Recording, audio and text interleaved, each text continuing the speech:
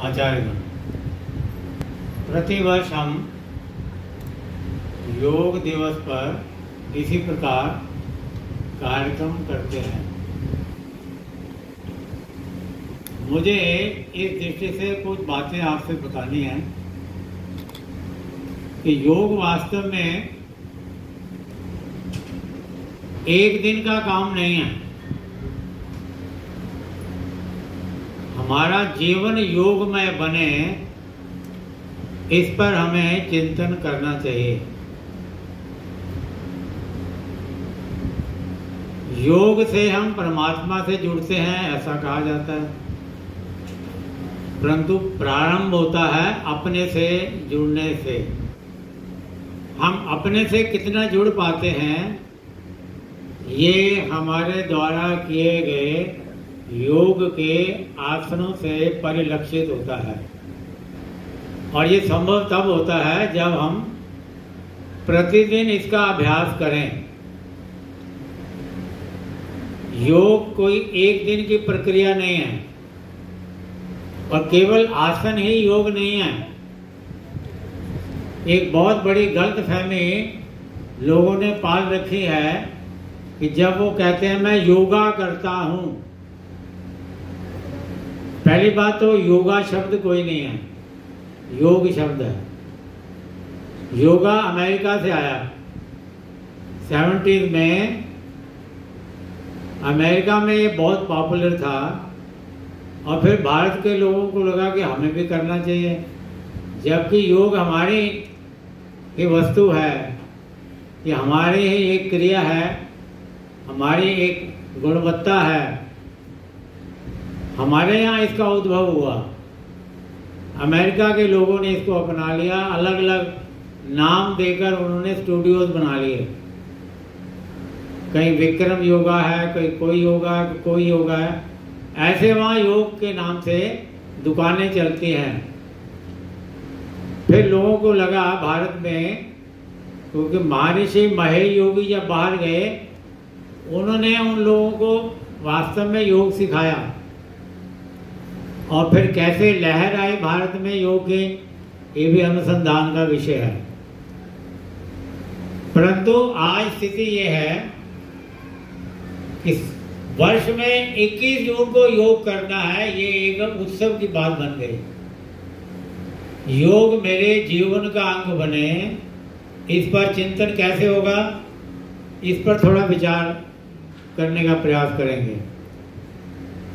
गीता में अगर आप 18वां अध्याय पढ़ें तो उसमें 3 बातें बार बार आती हैं, सात्विक, राजसिक, तामसिक। सात्विक, राजसिक, तामसिक। इन 3 बातों को समझना बहुत जरूरी है, क्योंकि सारी सृष्टि इन 3 बातों के ऊपर ही निर्भर है। मनुष्य का व्यवहार इन 3 बातों के आसपास ही घूमता रहता है। कोई क्रोधी है तो उसमें रजस बढ़ा हुआ है, राजसिक वृत्ति बढ़ी हुई है। कोई शांत है, उसमें सात्विकता है। कोई आलसी है, उसमें तामसिकता है। ऐसे ही धैर्य के बारे में, बुद्धि के बारे में, कर्मों के बारे में, भोजन के बारे में, हर दृष्टि से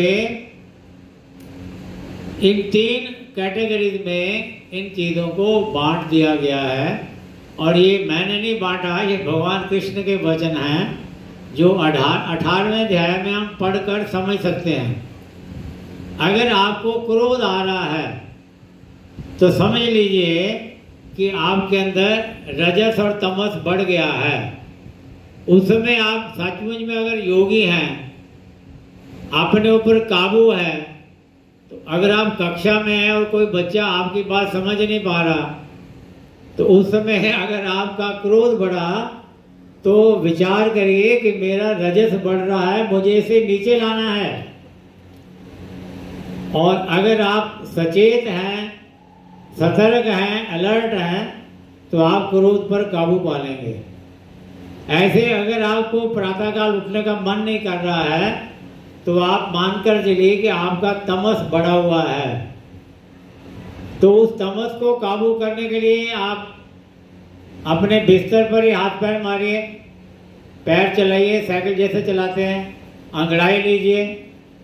अंगड़ाई लेना तमस को भगाने की प्रक्रिया में आता है।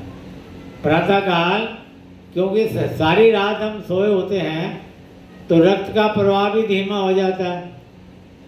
और हम जानते हैं, जिन्होंने विज्ञान पढ़ा है, कि जो फर्स्ट लॉ ऑफ मोशन है, Newton first law of motion, तो वो कहता है कि everybody continues in its state of rest और of uniform motion in a straight line until unless acted upon some external force to change its position। यानी जब तक कोई बाह्य बल ना लगाया जाए, हर वस्तु अगर विश्राम की स्थिति में है तो विश्राम की स्थिति में रहेगी।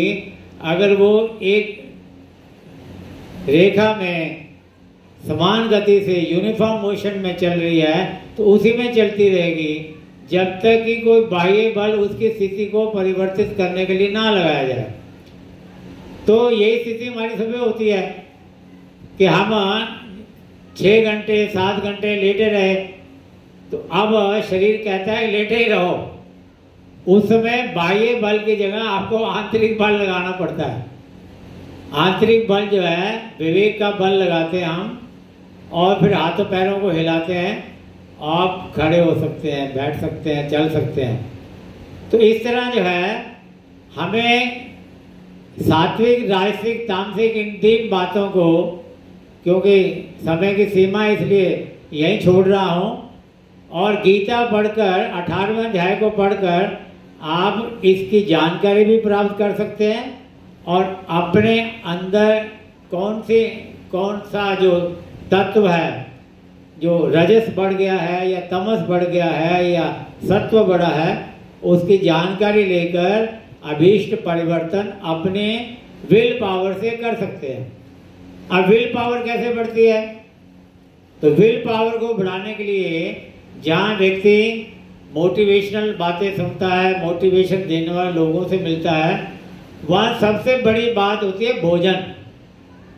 आज हम योग तो करते हैं, पर योग के बारे में भगवान कृष्ण ने 6ठे अध्याय में एक श्लोक आया जो आपने सुना होगा कि युक्ताहार विहारस्य युक्त चेष्टस्य कर्मसु युक्त स्वप्नावबोधस्य योगो भवति दुःखः। जिसका आहार, खाना, विहार, घूमना फिरना युक्त है, एप्रोप्रिएट है, युक्ताहार विहारस्य युक्त चेष्टा, जिसकी चेष्टाएं युक्त है और जिसके सुषुप्तावस्था और जागृतावस्था ये सब युक्त हैं, प्रॉपर हैं, एप्रोप्रिएट हैं, उसका योग दुख रहित होता है। योगो भवति दुःखः, उसका योग दुख खत्म करने वाला होता है। और हम आसन कर रहे हैं पर भोजन हमारा गलत है। हम बाजार से पिज़्ज़ा मंगवाकर खा रहे हैं और उसमें हमें पता नहीं कौन सा तेल डाला है, कौन से मसाले डाले हैं, कौन सी सब्जियां डाली हैं, और उसको हम खाए जा रहे हैं और फिर कहते हैं हम योग करेंगे। आप नहीं कर सकते योग। आपका योग आपको कष्ट देगा, दुख रहित नहीं होगा। तो योग जिस दिन करेंगे उससे पहले आप मन तैयार करिए कि मेरा भोजन युक्त होना चाहिए। ये मैं नहीं बोल रहा हूँ, ये भगवान के कृष्ण की गीता में से मैंने श्लोक उद्धरित किया है। युक्ताहार विहारस्य युक्त चेष्टस्य कर्मसु युक्त स्वप्नावबोधस्य योगो भवति दुःखः। तो अब भोजन जो है, जो हम बनाते हैं घर में, पहले दादी नानी जब भोजन बनाते थे तो भजन गाते थे। आज भजन नहीं गाए जाते। अब भजन गाने से क्या होता है?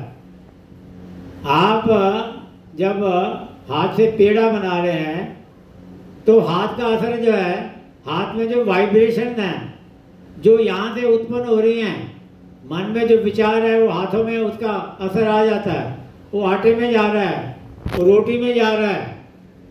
और इस प्रकार कहने को तो कहते हैं माता निर्माता भवति, पर वो माता निर्माता कब बनती है?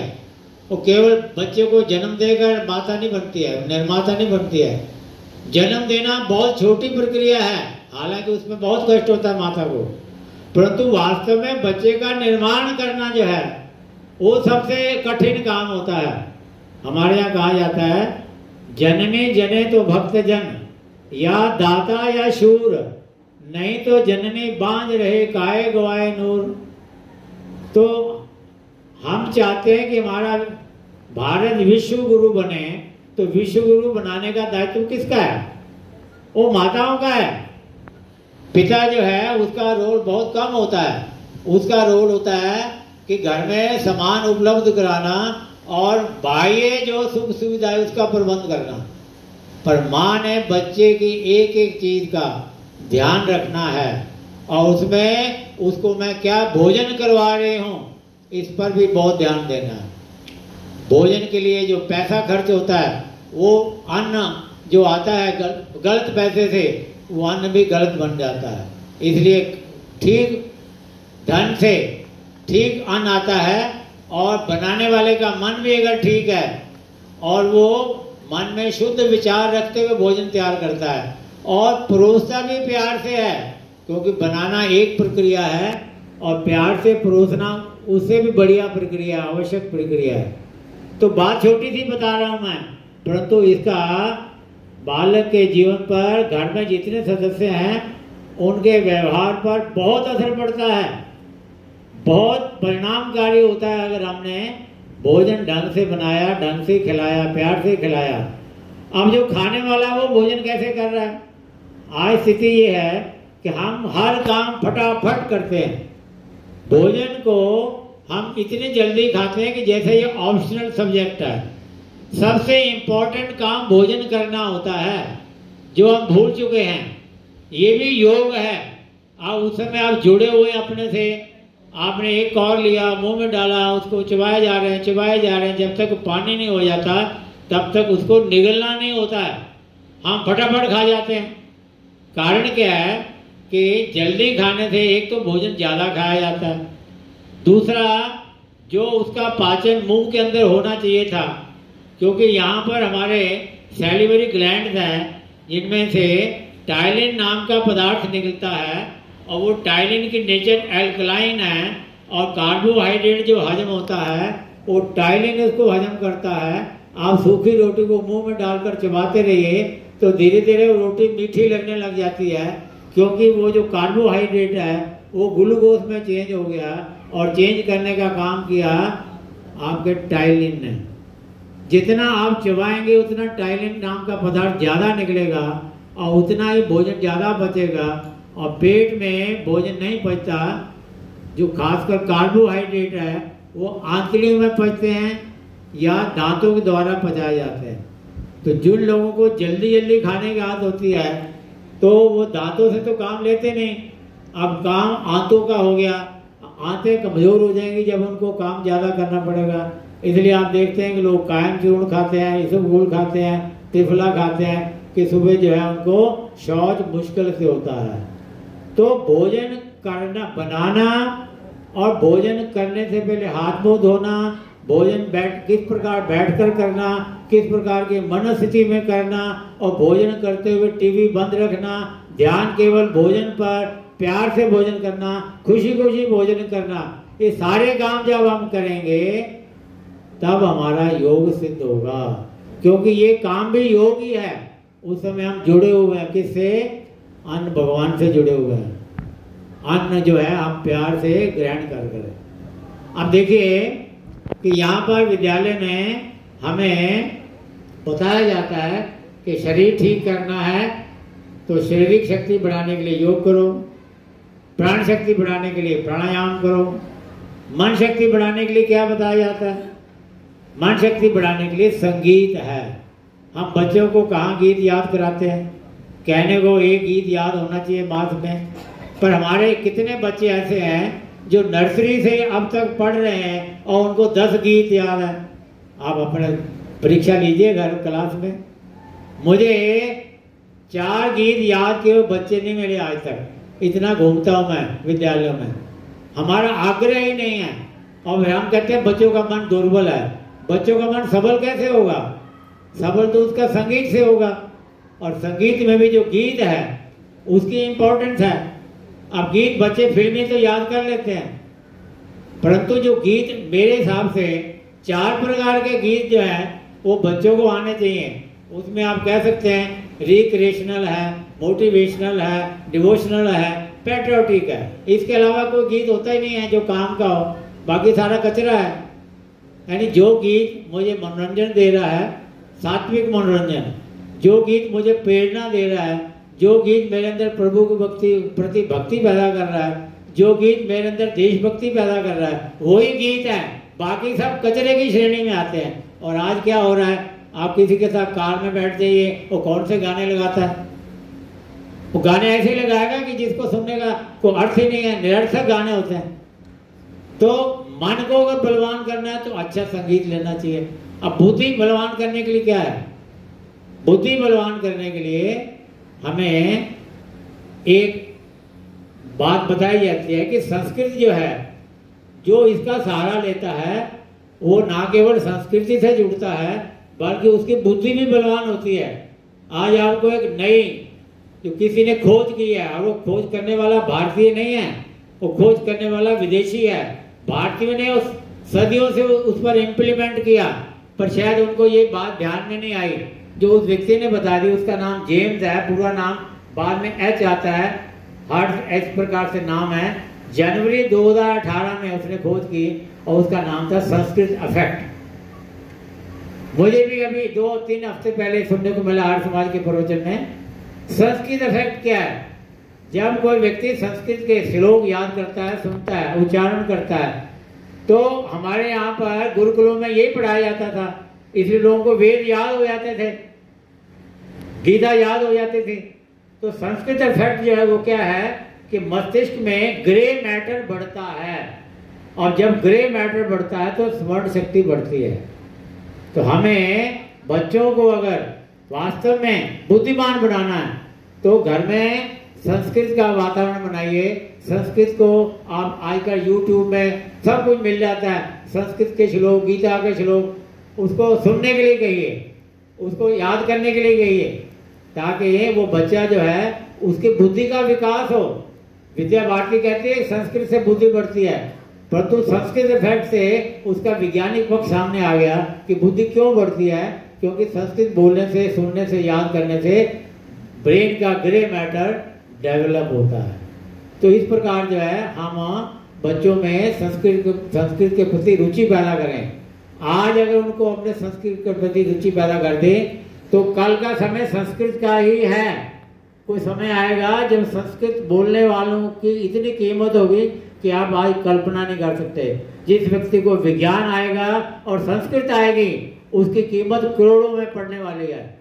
और हम बच्चों को आज अगर प्रेरणा देंगे तो निश्चित वो लाभान्वित होंगे। अंतिम बात, हमें बच्चों को भगवान से जोड़ना तो क्या करते हैं हम, क्या करना चाहिए बताइए? भगवान से कैसे जोड़ सकते हैं हम? भगवान से जोड़ने का सरलतम उपाय बता रहा हूं और आप करते भी हैं रोज, वो है ओम से जुड़ना। ओम का उच्चारण करने की प्रेरणा दीजिए बच्चों को। घर में आजकल टेप भी मिल जाते हैं, वो लगा दें अपने लगातार ओम ओम ओम, मैंने मंदिर में सुना बोलता रहता है वो। आप घर में YouTube में आप ओम मेडिटेशन 108 बार लगातार, एक तो 2 घंटे तक भी टेप चलता है। मैं कोशिश करता हूँ कि 108 बार ओम का उच्चारण करो प्रतिदिन। तो ये ओम जो है ये वास्तव में भगवान ही है। भगवान तो निराकार है और ओम जो है उसका आकार जो है हमने दे दिया, पर ओम का जब उच्चारण करते हैं तो हम ईश्वर से जुड़ जाते हैं। जब भी आपको कष्ट आता है आप ओम का उच्चारण शुरू कर दो प्रतिदिन। जब आपके पास समय है, खाली है, कोई काम नहीं है, माताएं बहनें रसोई में काम कर रही है, ओम का उच्चारण करें। उससे वो भोजन जो है संस्कारित होगा, रोटी संस्कारित होगी, सब्जी संस्कारित होगी। आप काट रहे हैं, फलों को काट रहे हैं, सब्जी काट रहे हैं, ओम का उच्चारण करते रहो। आपके हाथों से उसका ओम का प्रभाव फल सब्जी में, रोटी में, दाल में आएगा और वह सब्जी फल जो है वो दिव्य बन जाएंगे, डिवाइन बन जाएंगे। और जब हम डिवाइन बनते हैं तभी हम योगी बनते हैं। धन्यवाद।